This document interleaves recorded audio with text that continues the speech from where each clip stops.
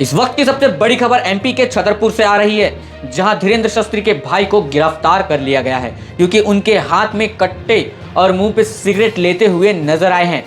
और गिरफ्तार इसीलिए किया गया है क्योंकि उन्होंने किसी की शादी में जाकर अनाप शनाप बोलने लगे और उस परिवार को धमकाने लगे। इस मामले को लेकर जब धीरेंद्र शास्त्री के सामने गए और बताया कि अब क्या किया जाए, ये तो आपके भाई है, तो उनका जवाब कुछ इस तरह था कि दोनों में जिसकी गलती है कानून उसी की खबर लेगी। तो अब तक की सबसे बड़ी खबर, धीरेंद्र शास्त्री के भाई शालिग्राम को अभी गिरफ्तार कर लिया गया है क्योंकि उस परिवार में वो धमकी दे रहे थे कट्टे को लेकर।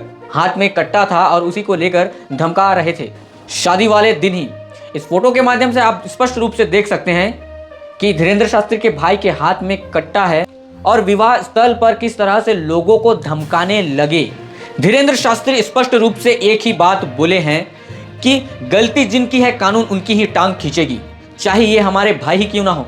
तो इस जवाब को सुनकर काफी सारे लोग आशंका पैदा करने लगे क्योंकि अनेक लोग सोच रहे थे कि इस प्रकार जब घटना घट गया उनके भाई के साथ, शायद कुछ अलग तरीके से इस केस को सुलझाया जाता, पर इस केस को देखा गया कुछ अलग नजरिए से, जिसको देखकर कुछ लोग हैरान भी है।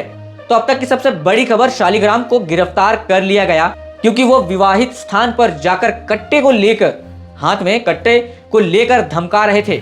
इसी वजह से उनके शालिग्राम के नाम पर थाने पर रिपोर्ट दर्ज करवाई गई और उसके बाद शालिग्राम को गिरफ्तार करवा लिया गया।